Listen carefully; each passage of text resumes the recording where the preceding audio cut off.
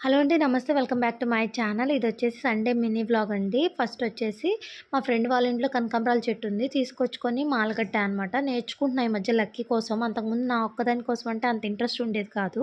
ఈ మధ్య నేర్చుకుంటున్నా. నెక్స్ట్ సండే కాబట్టి నాన్ వెజ్ కంపల్సరీ.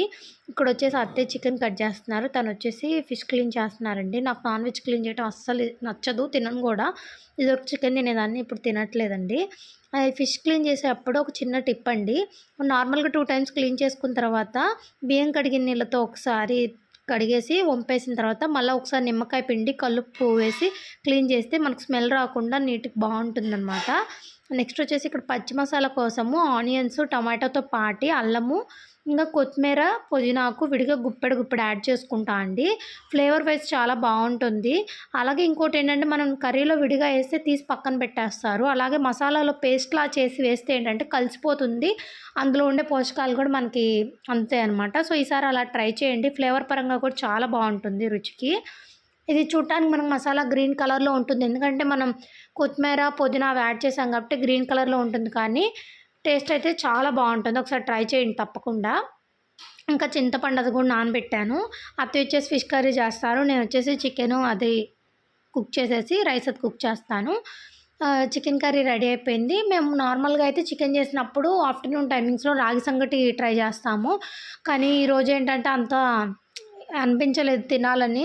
ఎప్పుడైనా పిల్లలు అడిగితే కంపల్సరీ చేస్తాను.